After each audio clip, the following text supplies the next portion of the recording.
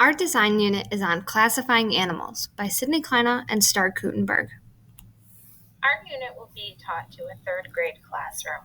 In this unit, students will discover the traits of each group of animals and learn to sort different types of animals into the major groups. Students have already learned about living things and what makes a living thing, and they've completed a unit on plants. So this is the beginning of their animal unit. My role is an ESL resource teacher, so sometimes I pull the students out and sometimes I push into the general education classroom. In this case, I will be pushing into the third grade science classroom. The students in this class are very diverse. Students, some of them are very high scoring students. They score well on tests and are reading above their level. There are also students with IEPs that require some assistive technology for reading and writing. My students that I work very closely with are all English language learners, and they range anywhere from developing English to emerging, needing higher levels of support. In my classroom, I have all second and third grade students, and I teach in a self-contained special education classroom. This means that each student in my classroom has an IEP with their own accommodations.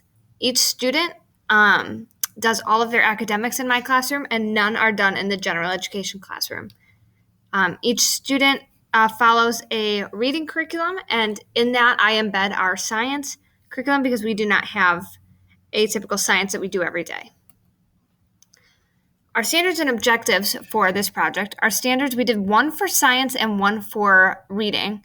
So our science standard have students describe organisms, and then our reading one has students write informative text where they introduce a topic. So this will be their final project. Our objectives are that students will classify animals into 5 major groups. Students will answer 5 questions on a template about their animal, and that students will complete their research project scoring 80% or above on the rubric.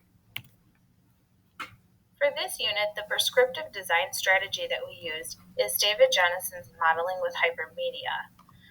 In his book, Jennison outlines a strategy for students to use technology to model their learning.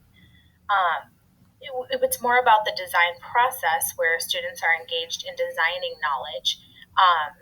So in this unit, we're using the information about groups of animals with the task of creating a Google Slides presentation in mind. Students will go through the steps of Jennison's prescriptive design strategy while they prepare and create their presentation. The first step is to make a plan. For this, we're going to provide the students with some guiding questions as they begin to learn about animals, do research, and begin preparing their presentation. We'll also give them some graphic organizers to get them, thinking about how to organize the information they're coming up with. And step 2 is where they begin to design the actual presentation and begin doing the research. Step 3 and step 4 kind of go together. Step 3, they'll elicit the feedback from their peers. And then in step 4, they'll have a chance to revise based upon that feedback. And then finally, in step 5, students will reflect on the activity, and we have some evaluations and reflections at the end that will help students to accomplish that step.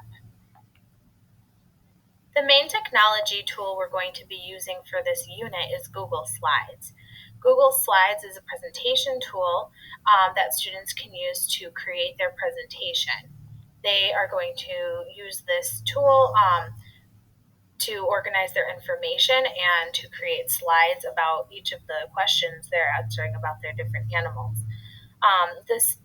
It has a lot of benefits to it. One of them is the read and write application, which allows students to speak into a microphone and it will write for them, or it'll convert text to speech as well. This is a very important tool for our EL and special ed students. Another technology tool that we're going to use is a website called Rewordify. This resource allows students to copy and paste difficult, challenging text into the box, and it converts it to more simple and easier to understand text. Again, this is very important for our students with special learning needs and for English learners so that they can access the content without struggling to read the complex text. And finally, one more tool that we're going to use to increase engagement is BrainPop's Sortify game on animals. This resource allows students to virtually sort animals into different groups and label their groups. We'll use this a couple different times throughout the unit. So our day-to-day description, for day 1, we're going to be introducing the unit, and this is where our first student handout will be given, and that'll be shown in just a little bit. Students will start by doing the BrainPop Sortify game. This will get students excited for the unit and kind of give a little glimpse of what the unit will look like. And then on that day 1, students will be doing classifications of mammals and reptiles, and then they will be completing an exit ticket to show what they learned that day. On day 2, we'll be reviewing with questions from the day before, and then we will move into classification of birds and fish.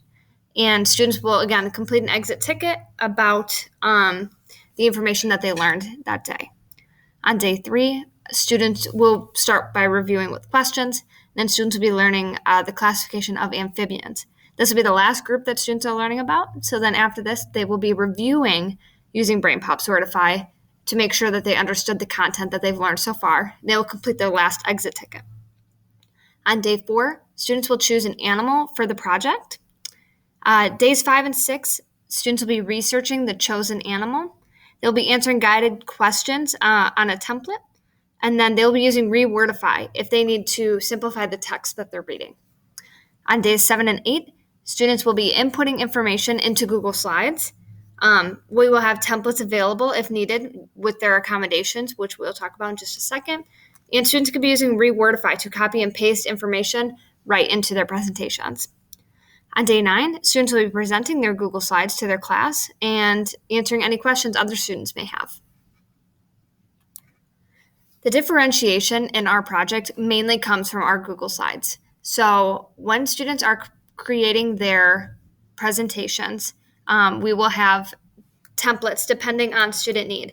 So one can simply look like having the categories labeled at the top. So habitat, diet, and students would input their information into those slides.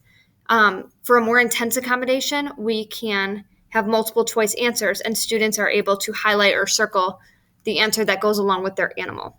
And also, when they're using Google Slides, Read and Write is available on Google, which allows students to use text-to-speech or speech-to-text. So our 2 handouts, the first one on the left talks about the Intro to Animals unit. This gives students, it shows what type of animals they're going to be learning about. It shows that they will be using BrainPop. And then at the bottom there, it explains what pieces of information they're going to need to find about their animal. The handout on the right is kind of a summary page on the groups of vertebrates. And so it has the 5 groups that we learned about. So when students are going to pick their animal, they can look this over.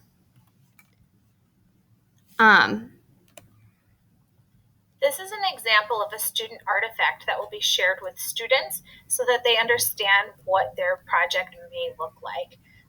That we show them what each slide might look like and how each one is expected to have some text and images about their animal.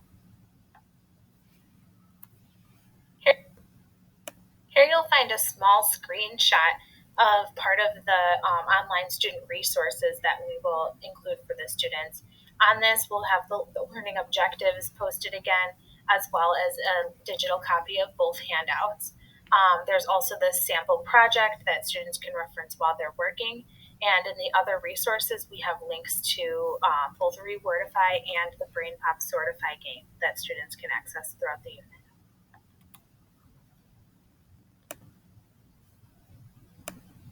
The technology we chose for our unit is an example of both augmentation and modification. Google Slides is not just replacing a traditional method of writing a report, but it's augmenting it because it allows students access to tools that they couldn't use if they were creating a poster or an essay. Google's Read and Write, for example, converts speech to text and text to speech, and this allows the students to get their ideas across without having to rely on their writing skills if they are struggling writers. Also, Google Slides allows teachers to include different levels of support for students who may need more sentence frames or a structured slideshow, and it allows other students the freedom to create however they would like it to be. Also, using BrainPop Sortify is another example of augmentation. The Sortify is a little bit similar to when students would cut out and glue animals onto a project, but this is augmented because it provides them instant feedback. Otherwise, they'd have to turn it in and have it graded. This one will automatically remove the animal if they're not sorted into the right category. And also, it's kind of dynamic. They can sort things into different groups and label them differently. There's not only one right answer. And then finally, Rewordify is an example of modification.